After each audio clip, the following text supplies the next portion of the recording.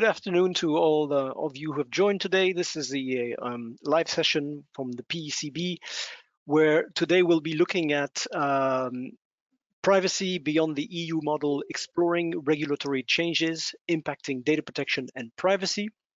I'll be moderating the talk today. My name is Alex Carroll. I'm consulting manager at TechGDPR in Germany. And with me today to cover this topic, I'm joined by Dr. Kis Kelemeb, Dr. Ralf Schadowski, and Christian Grafenauer. And I'll quickly introduce them before I introduce your topic. Dr. Bence Kelemeb is a senior lecturer at a Hungarian university and an attorney focusing on privacy law. Dr. Ralf Schadowski represents a Swiss IT security group with about 700 cybersecurity experts. He's a professional DPO and Chief Information Security Officer. He's also appointed DPO for over 400 companies and heads a team of about 100 people, including DPOs, information security officers, and hackers. Christian Grafenauer is a privacy engineer who has written several papers on anonymization and has co-authored the DIN spec for 997, Privacy by Blockchain Design. Did I miss anything presenting any of you? I like whiskey. Awesome. And perhaps looking at the topics for today. So the way we structured the scope this talk is, first, we're going to have a quick look at the status quo, the current status quo in EU and US transfers. Bence is going to guide us through this. He's going to go back to the notorious Schrems 2 case. We'll look at alternatives like standard contractual clauses. You can use them, but there's a big but there. We'll talk about the new adequacy decision, and he'll give us the NOYB perspective. Dr. Schadowski is going to then introduce to us the impressive amount of EU cybersecurity legislation that is set to come out and is putting pressure on companies to maintain a high level of security for their business, for their data and infrastructure. And probably, hopefully, he'll give us a little bit of pointers on how these companies can cope and keep up to date with the current and the future legislation. We'll wrap up the session with Christian's point of view. He likes to translate law into quantifiable and actionable items that can be implemented and assessed. So he'll give us a bit of a contrasting view, saying that the regulatory obligations are only the tip of the iceberg, and that there is a real need for companies and supervisory authorities to have clear guidelines and objective metrics to quantify compliance. I'll then leave the floor to Bence for an overview of EU transfers. Thank you very much, first of all, for the opportunity to be here as a panelist in this event. And as Alex has already gave you an introduction to my topic, I will be focusing on EU-US data transfers. As you all know, or probably know, this seems like a hot topic as of today because the very legal basis for EU-US data transfers are in question, and this status is not new at all. This has been the case for a number of years now. So first of all, I would like to give you a bit of a historical perspective on this EU-US data transfer issue. Then we are going to look at how this issue might be solved in the very near future. And of course, we are going to have some alternatives, at least, that we are going to seek out because the problematic nature of the EU-US data transfers themselves. So the first Schrems decision, as already mentioned by Alex, was done around 2016 by the Court of Justice of the European Union.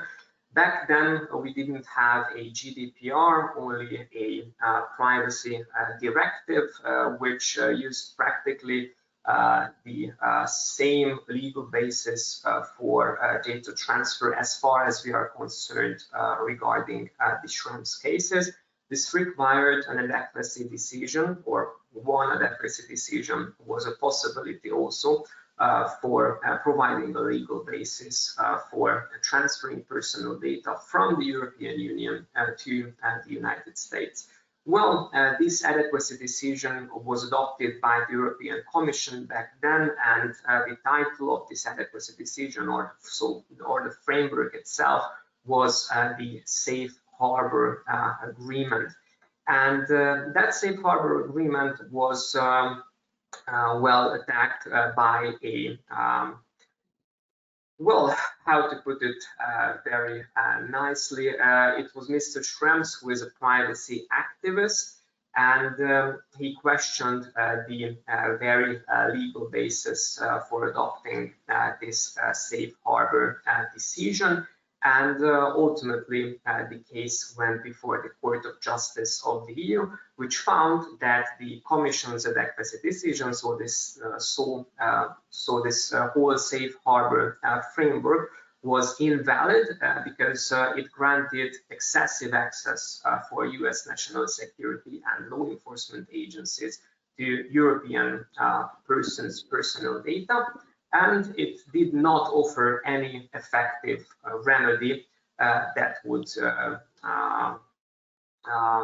give a right to data subjects to investigate how their personal data is being processed in the US by national security or law enforcement agencies. So back then, this safe harbor decision was invalidated. But it was not much of a concern because very rapidly the European Commission have reacted, and we did have a second decision, a second adequacy decision, so to speak, which was the so-called EU-US Privacy Shield. It did not change too much about the legal basis of the data transfer itself. However, it also introduced a new legal mechanism, so to speak, which was an ombudsperson, which wanted to solve the issue with the no effective remedy part of the decision of the Court of Justice of the EU. Well, once again, this Privacy Shield and the adequacy decision behind Privacy Shield was attacked by Mr. Schrems. And this case has been dealt with once again by the Court of Justice of the EU. And not only the Privacy Shield was in the focus of this decision and this case, but also the standard contractual clauses, which were also adopted by the European Commission. I'm talking about the former standard contractual clauses at this moment, because we have a new one since then, but we are going to focus on the older ones for now. So the second case has been decided based on the privacy directive and the already adopted General Data Protection Regulation, or the GDPR. However, the same problems arose with Privacy Shield and the adequacy decision. So the Court of Justice of the EU declared that this adequacy decision was also invalid because the US protection to personal data cannot be seen as something that would be equivalent with the protection that is afforded by the European Union. And the same reasons were introduced as back then with the Safe Harbor decision. So they said that national security has primacy over requirements in the agreement itself. So US national security programs and US bulk surveillance or mass surveillance programs still had access to Europeans' personal data, and this Privacy Shield did not give any actionable or enforceable rights to data subjects before US courts. So there was no effective remedy still in place because the ombudsperson was not seen as such by the Court of Justice of the EU. On a side note, we have to mention also that the standard contractual clauses were upheld by the Court of Justice of the EU, so they did not declare it as invalid. So data controllers could still rely on these standard contractual clauses. And this is where we are as of now. We still don't have a new adequacy decision that would give us a legal basis for EU-US data transfers. However, we can say that there is an agreement in principle between the EU and the US on a new adequacy decision, and the basis for such an agreement in principle was practically a US executive order that was delivered by the president. The exact number is 14086, and it detailed privacy obligations for joining companies. So companies which joined this framework had detailed privacy obligations, and it gave a new avenue for data subjects to try to dispute the processing of their personal data by US government agencies. And this new US legal framework also created a new avenue for redress also, and this was a so-called data protection review court, which would have binding remedial measures available to it if a data subject would dispute the processing of his or her personal data before this body. But I will have to warn you that the NOYB, or None of Your Business Organization, already issued a statement regarding this, and I will quote: the executive order the executive order oversells and underperforms when it comes to the protection of non-US persons. It seems obvious that any EU adequacy decision that is based on executive order 14086 will likely not satisfy the CGU. This would mean that the third deal between the US government and the European Commission may fail. To put it in other words, they're going to attack it once it is going to be accepted. So we are going to see a new case that will be ultimately decided once again by the Court of Justice of the EU, even if we'll have a new adequacy decision in the coming weeks or months, probably. Okay, but what are the alternatives for our transatlantic data transfers, so to say? Well, we still have standard contractual clauses. A new set of standard contractual clauses have been adopted by the European Commission. They can be used for this purpose. However, there is a big but, as Alex has already mentioned, because many national DPAs already said that this will not be acceptable, and thus they prohibited data transfer from the EU to the US. One of the most recent decisions was from the Data Protection Commission, that is the Irish Data Protection Authority, that not only fined Meta Ion Incorporated, but also prohibited the data transfer that Meta Ltd, so the Irish company, had done with Europeans' personal data and transferred them to the US. So SCCs are available on a theoretical basis, but practically speaking, as we are speaking, national DPAs are working towards nullifying this possibility for data controllers to use as a legal basis for transatlantic data transfers. So we need to create new alternatives, so to speak. We of course have the option to go for explicit consent for this data transfer. And I have done a quick survey, so freedom of information request with the Hungarian DPA, and they said that each and every data controller who wishes to rely on explicit consent must also do an assessment of the threats that can arise from the data transfer and the adequacy of the legal system that in which we are going to do the transferring into, so to say.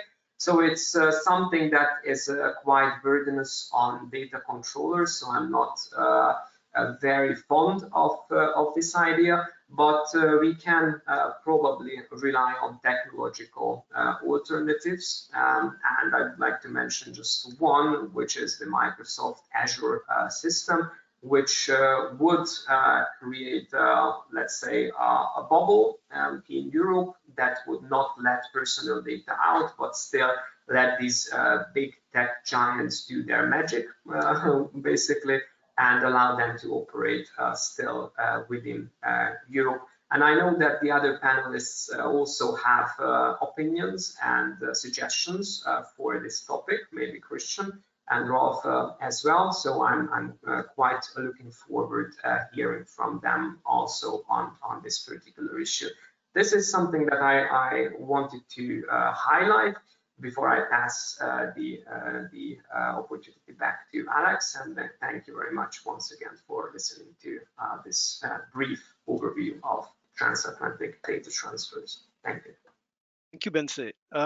So can you maybe tell us a little bit more quickly about the bubble? Are you saying that Microsoft Azure is offering to create an environment in which none of the data processed for its client in Europe would be transferred or accessible by US authorities?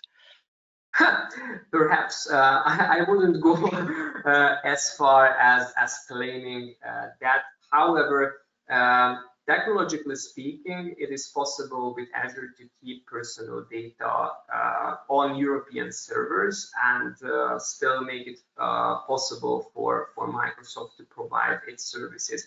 I'm not saying that US national security agencies or law enforcement agencies will not have the possibility to access these data because of the US legal system.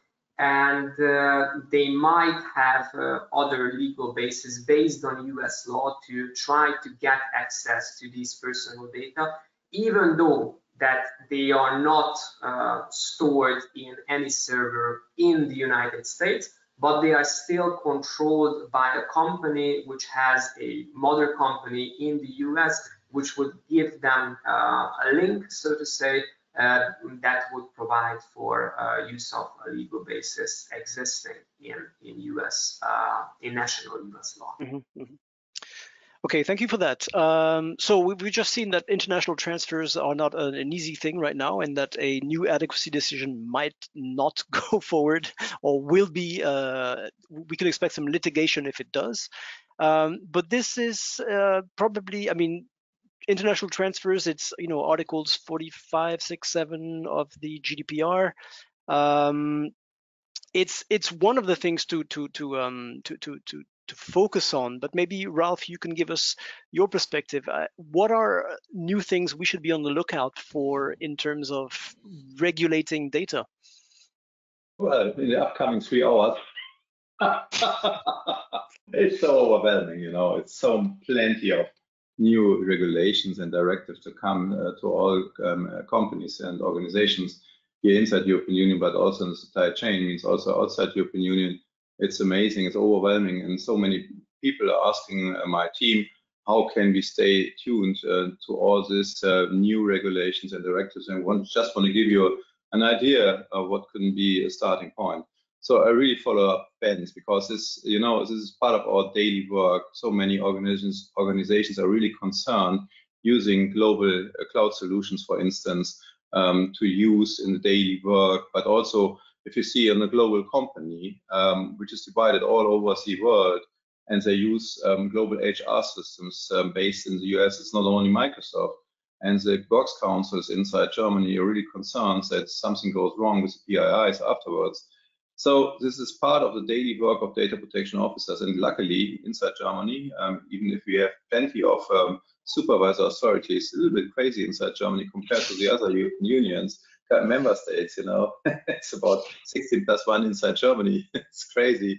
But also when you write the DPIA, data protection impact assessment, and you figure out what is the way of mitigation to reduce the risk, this is being accepted most of the supervisor authorities also inside Germany, and so it can make it feasible, and can bring it in the right way to use even global IT solutions and cloud solutions. This is a different topic.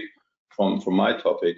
I just want to give you an insight on the upcoming 21 EU regulations that partly already in effect, and how can we cope with it? So this is an impressive amount of European Union cybersecurity legislation that puts a lot of pressure to companies to maintain a high level of security for their businesses, and of course to their data and infrastructure. Finally, it's about data. It's all about data. Data is money. And the customers, partners, employees, and expects you to be on top of the game to protect their data, stay in touch, and keep control on all the data, no matter where they are stored and processed. And many customers are asking themselves, how can we keep up to date with all the current and future legislation? Keep always in mind this affects the full ecosystem. This is a huge change also to NIS2. I'm coming in a few minutes too. And this affects the full ecosystem. The full ecosystem means not only the responsible ones, the first generating a company of the personal data, for instance, but also the customers, the suppliers, the partners, the full ecosystem. And this is crucial to setting up appropriate frameworks to stay compliant. So we have on the one hand best practices, and on the other hand we have the legislation, the laws. And for instance, ISO 27001, as we already all being taught also by PCB and the fellows, is one of the standards, the ISMS standards, but it's not the only one. We have many other standards like NIS standard, for instance, and SIS standards, SIS controls, and we have a free choice what to add, and scoping is possible. On the other hand, we have the legislation and the law, and this is a clear must. There is no choice. We have to follow up. And the scope is defined and fixed by the authorities. And this drives companies, organizations, healthcare, and all the other guys really crazy. And they influence a little bit because we have on the one hand information security, we have privacy, we have data protection, we have cybersecurity, we have cloud security, we have so many areas of interest that we have always a lap over, you know, where they have a part and a step to each other. And new laws with different scope you will have to focus on is a huge challenge to most of the companies and organizations. So the regulation we have to scope, it's on one hand we have regulations. This is a binding legislative act. It's immediately applicable to its entire all member states, and it overrules national laws. Most of us know about GDPR. That comes into effect with 2018. And this was really a big step to control the data in any way, not only on PII. This is really, you know, long distance challenge to many of the companies. We just celebrated 5th anniversary of GDPR in 23, and I can tell you, we run a lot of assessment, about 500 assessments a year.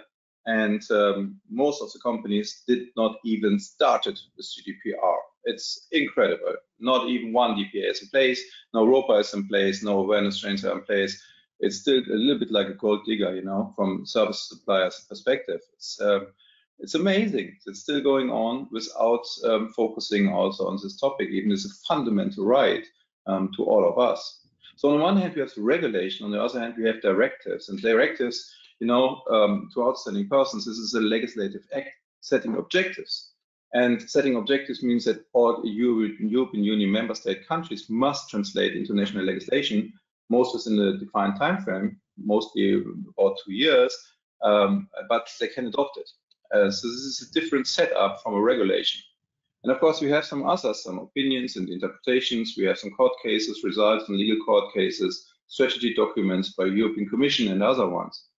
And they're all focusing on technology, processes, people, and management systems. When we are educated as specialists by PCB, we learn about people, process, and technologies. You have always to scope on all 3 areas to stay in control in the meaning of any kind of information. So by history, most of us know about GDPR as a driver, but keep in mind, there is no data protection possible without cyber protection. So this becomes crucial also for data protection officers to be familiar with cyber protection, with data protection, and of course with the standards like ISO 27001 and so on. So all our data protection officers being educated also in this additional areas to run proper discussions with relevant stakeholders on responsible sites. Most of us know we started with this one directive in 2016, and this applied at that time to all operators of essential services and digital service providers like energy, transport, banking, financial, healthcare, and so on, and mostly to digital infrastructure. We have had some challenges because after years of implementation, it becomes too difficult, fragmentation on national level, limited in scope, and so on. At the same time, cyber threats increased significantly. If you read the telly, if you watch the telly, if you read the news, the papers, and what's going on, it's overwhelming what's happening every day. Who's being encrypted, who will be blackmailed, how easy it is still to go into an organization and to get access to this data. And now we are in a hybrid solution, and we do not have only the system on-prem, we have it in the cloud, we have it in public cloud and private cloud, we have it deployed on our ecosystem, also to business partners, and still stay in control to all data. It's only been done with technical support like classification and information rights management solutions in addition, no matter what vendor you're going to use. So now, by moving from NIS1 to NIS2, this is very strong in discussion also inside Germany. We have some ambitions. So national governments have to pay more attention to cybersecurity. It strengthens the security requirements because we have a lot of changes also on hackers and the attacker side. We include more sectors than in the past, but we have to strengthen the supply chain. I've just visited a meeting in Brussels among 50 top global accounts, and the focus was supply chain. That the companies will be not attacked in direct way, but using the way and step into a supply chain to a supplier. And this is not that well organized as responsible as its own. And by this, they move forward. They have a tech path to finally get access to the required databases. And even if we say in a data protection impact assessment or from perspective of cybersecurity experts, well, yeah, we can add some encryption, as Christian is going to figure out in a couple of minutes. And we talk about actual encryption levels like RSA 2048 bits, and we say actually we need about some hundred of years to decrypt this kind of secure data.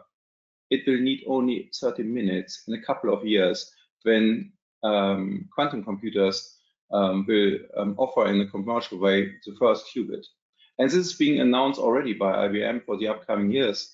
So things are going to change, and attackers, modern hackers and attackers, are going to, harvest and save now, decrypt later, because storage is that cheap that you just take the databases right now, move it to somehow cloud storage, and going to decrypt later and blackmail the affected persons, for instance, on healthcare data or what else is going on. So this is a really, really serious topic, and only a few data protection officers are educated in that way, looking forward into 5 to 10 years, what's coming on. And we expect a big bang in 25. In 25, it's about 1.5 years ago, because the first quantum servers are already in place and can be used, but not in a commercial way, not yet. This, in addition with AI, makes the story really, really interesting. So from a service delivery perspective, we never run out of work, and we have to support the companies and to make them aware to focus on these topics. So this NIS2 directive needs to be transposed by 17th October 24. This is a year to go, and only a few companies are already in place to stay compliant, also to the requirements noted inside NIS2. And of course, the identification principles who will be affected is in sectors and in size. It's sectors and size in the meaning of turnover, number of employees, and so on. And by both, whether you become under NIS2 or not. And the supply chain means that all the suppliers to this responsibles affected by NIS2 will all also be in scope. And this can be also become part of, well, very small suppliers also.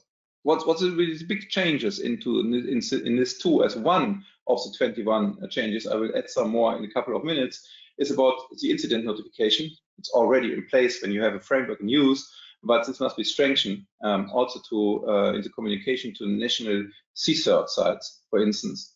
The management accountability, the personal accountability for management. You just cannot say, I'm a manager and I have an insurance in back and this is it. You will stay accountable in person from management perspective. And so you have to organize all the cybersecurity measures, trainings, the liability, and so on. Risk management measures are going high. About the analysis, handling, supply chain, multi-factor access, and policies. All that what we have been taught all the years by PCB for becoming implementers and auditors. And of course, the supervision enforcement will rise. They still love in Germany, the risk-based approach is a little bit different from Austria, for instance. And the fines will go to 10 million and 2%. It's a little bit like GDPR, but it's really strong. And just think about the reputation damage if you have to claim to your customer side where the money runs from. So this is really serious topic, I guess. And when we have a look on the full picture, unfortunately, I cannot share a screen like right now to give you one picture. If you want to get some more information on this, just follow on LinkedIn and I'm going to spread it over there. It's not only this NIS2 directive, it's also, for instance, SER for the critical entity resilience, or DORA for the Digital Operational Resilience Act. So you see, it's about act, it's about regulations, it's a really tough through. And what we recognize on European Union and European Commission level, it's 4 areas of interest. You should recognize those 4 areas of interest. It's about the security, governance, and resilience for European Union sensitive infrastructure first. The second is about secure data space for European citizen and digital market. The third is high level of security for essential digital technology, services, and products. And the fourth is about digital security shield for European Union against external warfare. We have war inside the European Union, not inside the European Union, inside Europe, but I never expected that this will happen again in my life. You know, This is really tough from the bottom of my heart. And now we have to defend our values also against external attackers. So this additional regulations should give us somehow a railway what we should keep in mind. And if you set up a proper framework in the meaning of, for instance, ISO 27001 with a trained implementer and a trained auditor, then you have a good fundamental measures in place. And this makes really sense, not in the certification level, maybe in the first step, but do it step by step. Write this framework step by step, no matter whether it's 2701, it's a NIST, it's a SIS control, maybe also a PIMS in the meaning of a privacy information management system by ISO 27701. That makes really sense. Do it step by step. This is my strong recommendation to you all, guys.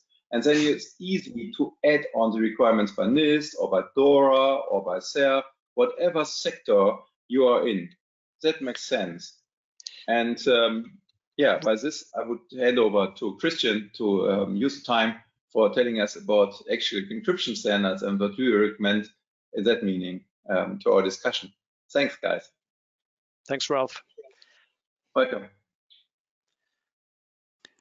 Yeah, Alex, shall I continue? Please, I mean, I was going to ask a question, but maybe we can keep them to the end so we have enough time for your input, Christian. Please go ahead. Roger that. Yeah, thank you, Bence, and thank you, Ralf, for the great tune-up and ramp-up. I directly want to say, Ralf, I completely agree with you that with all those new regulations on the horizon, I basically looked this up because I'm also researching at the moment a bit how is it in the compliance market, and do I want to keep diving into that, or do I want to ship my creativity somewhere completely else? And I believe that the projected market growth for the compliance market with 14-15% over every year over the next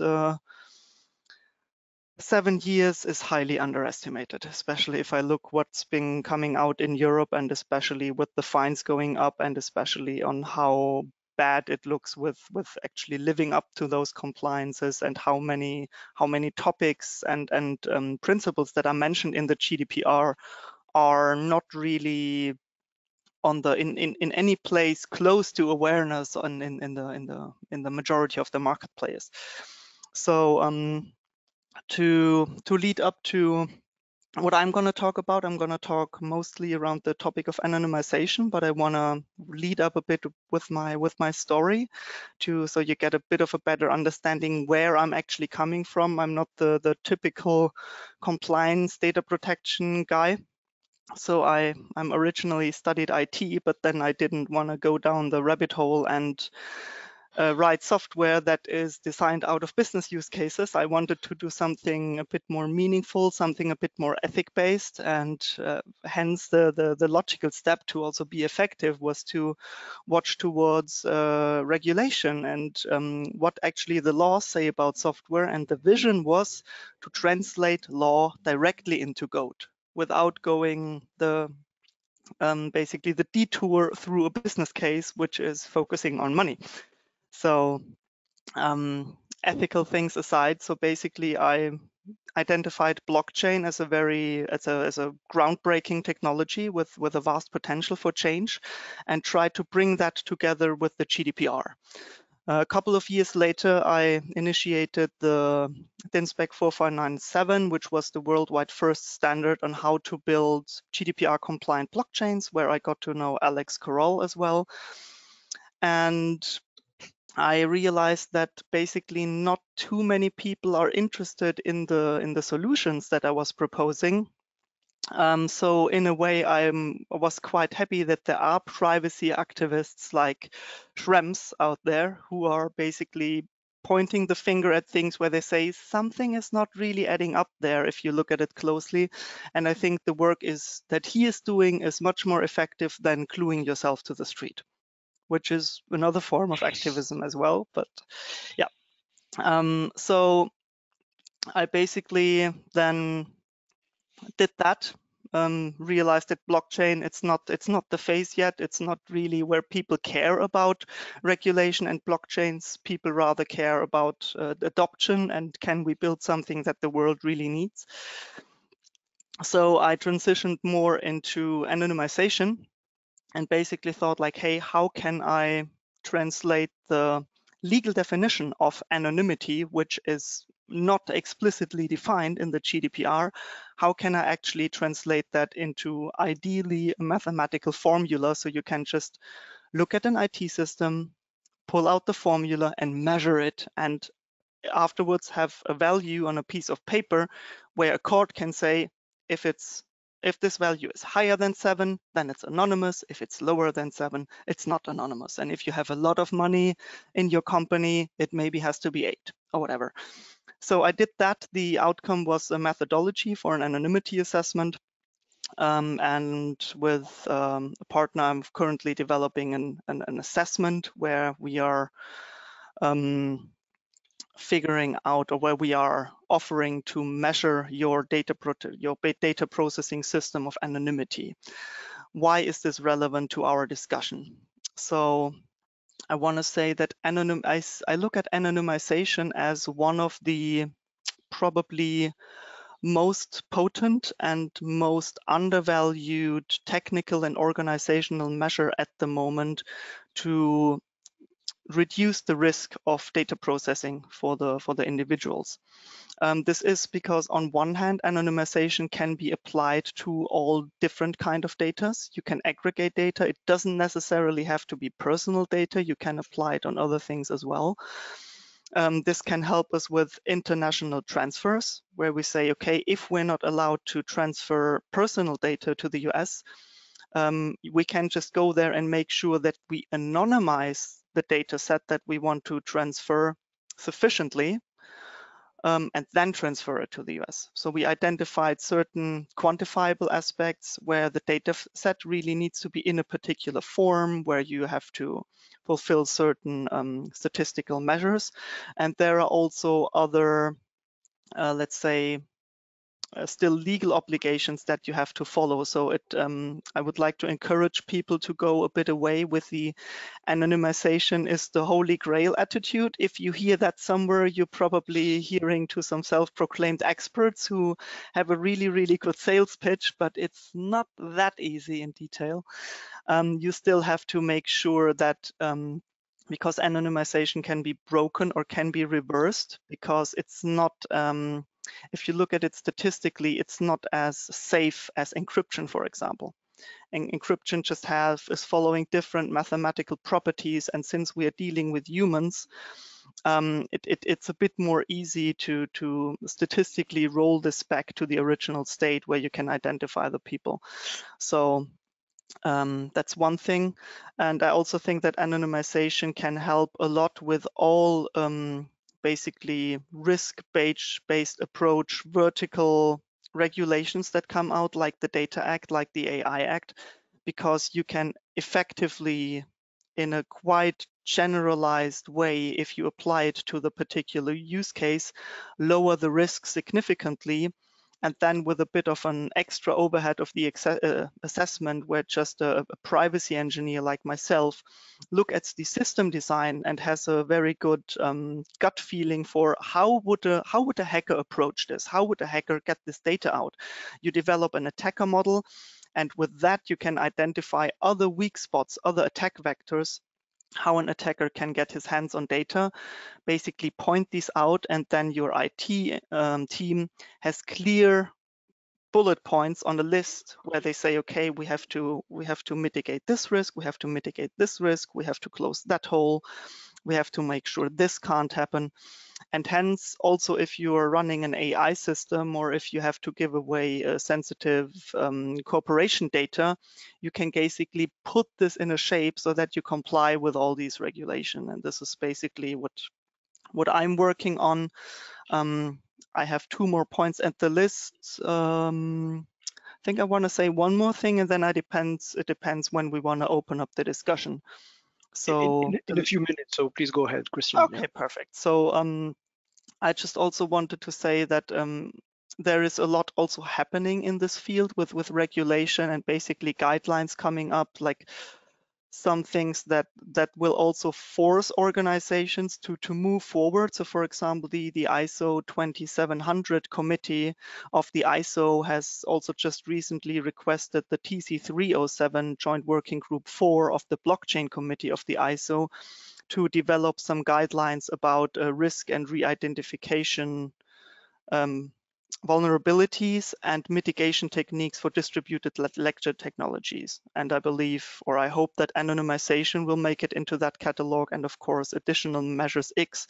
And once those ISO regulations and guidelines are tripping out and the European regulations are basically ramping up, I believe it's, on the one hand, it's a very interesting market segment to be in, to provide innovative solutions, to go also a bit away from the, sometimes when I look at how the practical data protection thing is, and since I'm a tech guy and I'm really modern, like even for my age, I'd say, I sometimes feel that it would be nice to get away a bit from this digitalized but still paper conceptualized process of regulation and compliance, and more a bit to a tech focused, let's say, where you roll out a service and you offer just a set of SDKs that you can give to your IT teams. They implement, and basically it's all like everybody stays in their language, and the service is basically rotating around the lenses, so everybody looks at the problem with a narrow view on the things that he needs to see. And this is also a very, very good use case where we can use artificial intelligence to basically tell us, hey, can you please untangle this ball of threads, which is a sheer nightmare, and basically show everything the things he is concerned about, and that the legal department can just check off the boxes. Okay, are we fulfilling all the legal requirements? The tech guys say, okay, we have our cybersecurity stuff in order. The DPO ideally gets a ROPA automatically created right from the system, from the code. I mean, this is a long way to go, but here we go again. I'm a visionary. I like to live 5 to 10 years in the future, and with this, I refrain from talking about the differences between PII and personal data, and also I don't want to bore you with the differences between pseudonymous and anonymous data. But if this is of interest to you, same here for me. Just search my name on LinkedIn and connect with me. I'm always happy for a chat, and I'm really looking forward to the discussion with all of you and the questions from the viewers. Thank you. Thank you so much, Christian. That's great insight. I think maybe we can switch over to the questions. I would have plenty of questions for all three of you if we had time alone. But perhaps let me scroll up here. I think we have a question. Is the ISO standard or has the ISO standards become mandatory to implement globally? Maybe I can. Maybe I can. Yeah, maybe I can say something to that. So by default, ISO standards are optional guidelines that you are free to apply them, although any jurisdiction in the world has the option to make an ISO standard mandatory by law. I'm not sure if there is any example. Well, critical infrastructure, Christian, for instance, inside Germany, you know, where we have the Bundesamt für Sicherheit in Informationstechnik, means the government requirement. So they build up all the frameworks on the ISO standard. From my point of view, when we have a view inside European Union, ISO standard is really popular. Outside European Union, when I talk to the US guys, they prefer NIST standards or CIS standards or other ones. No matter what, it's similar, you know, and can be compared. There are also some mappings available. So this is really helpful also for adjusting global security frameworks and strategies. This makes really sense. But as you say, they are free of choice in most of the areas. Maybe in critical infrastructure depends on government setup, depending on the country. Thank you, Ralf. Another question, perhaps, apart from the EU's data protection framework, what are some notable regulatory changes or initiatives globally that also impact data protection and privacy? You know, inside Germany, I run this discussion nearly every day with customers and responsibilities and responsible persons and companies, organizations, and so on. And so in Germany, they believe that they know how data protection is going on, and they know everything about privacy.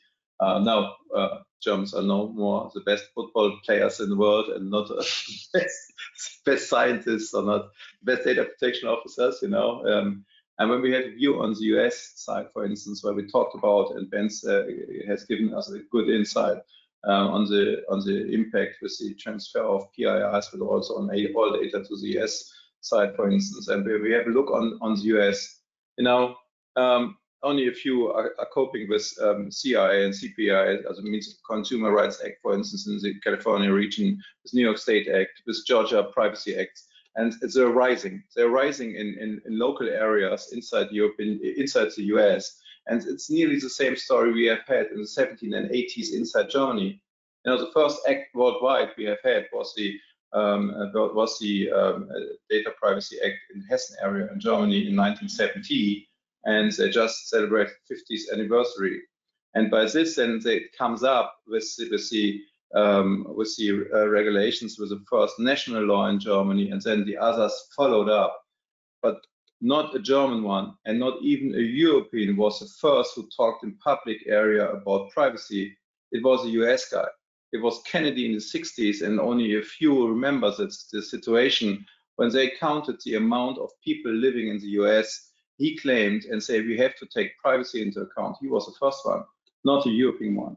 So the US guy is a little bit late, actually, you know, about 50 years too late. Now they're rising the national laws everywhere, and finally, hopefully, the executive order Bence already mentioned by US President Biden will come into effect and will rise somehow a privacy act also in global US.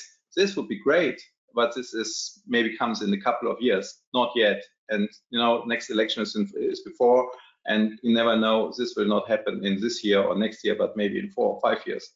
And until that time, we need to find a way to stay compliant when we use international data transfers, for instance, for medical research. And inside Germany, for the German followers here, or for all data privacy officers at this call here, also outside Germany, inside the European Union, the supervisory authorities of Germany just met.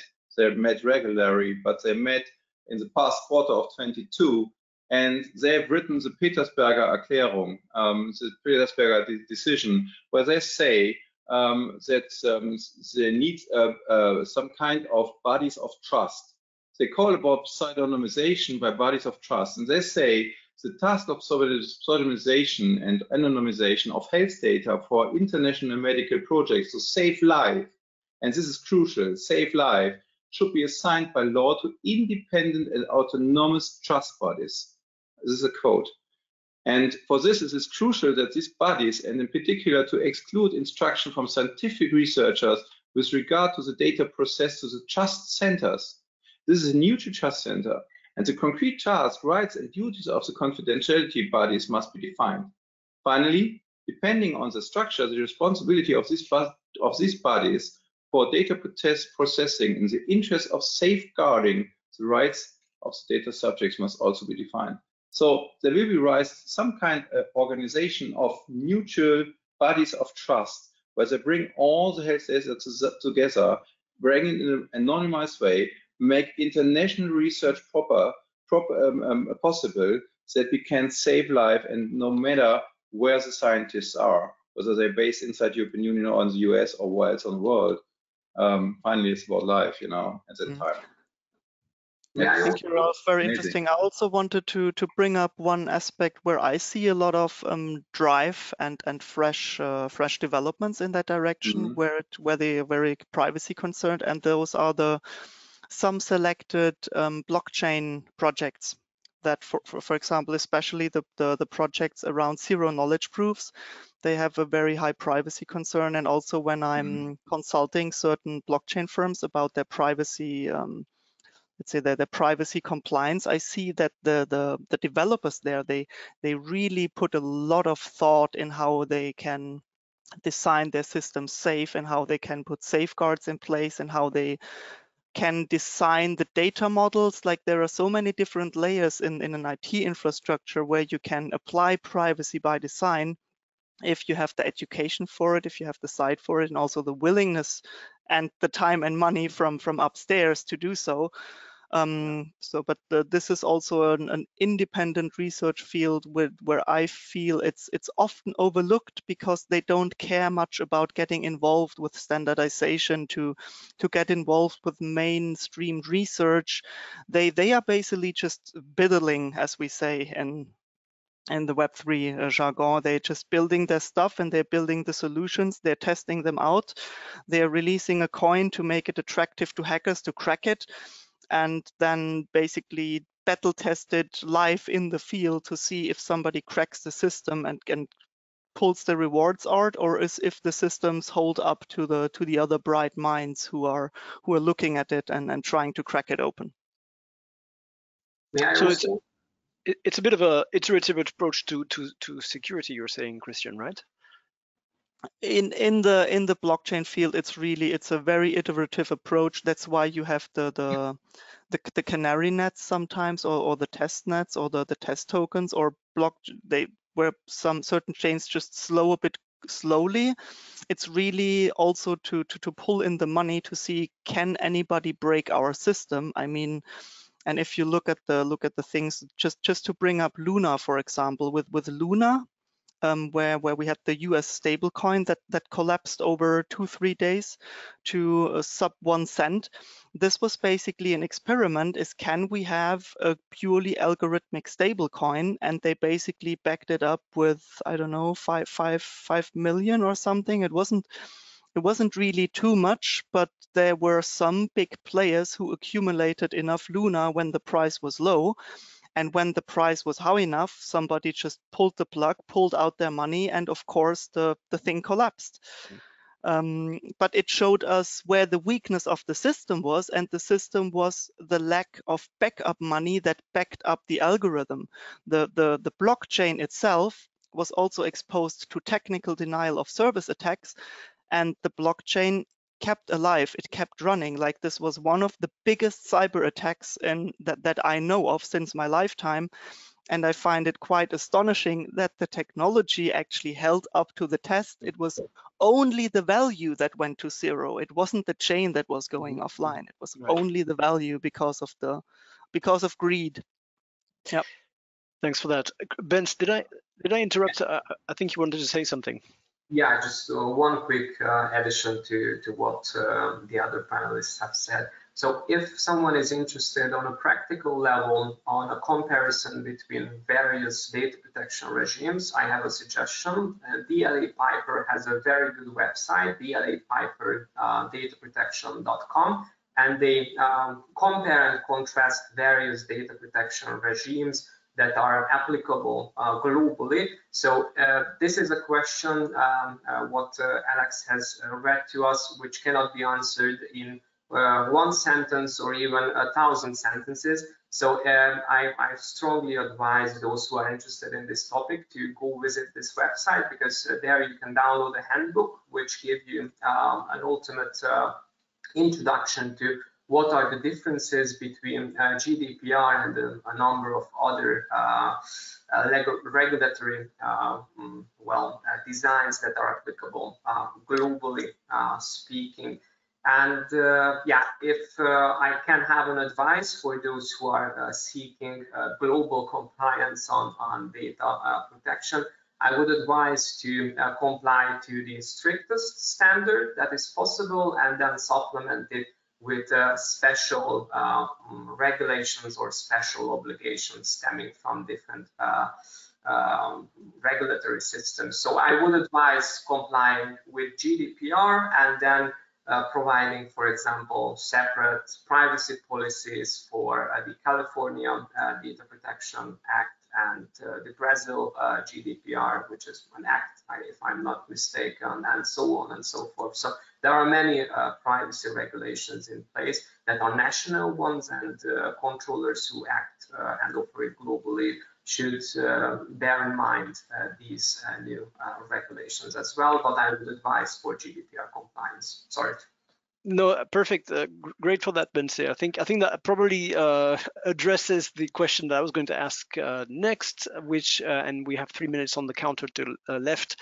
How can organizations ensure compliance with diverse data protection regulations while maintaining a cohesive and consistent approach? And I think you've suggested a very implementable approach, which is to go for the gold standard.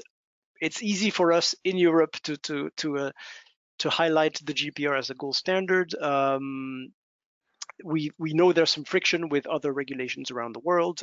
Probably this then opens the discussion towards territoriality of scope of these regulations, and how, you know, trying to comply to one regulation might lead to violating another.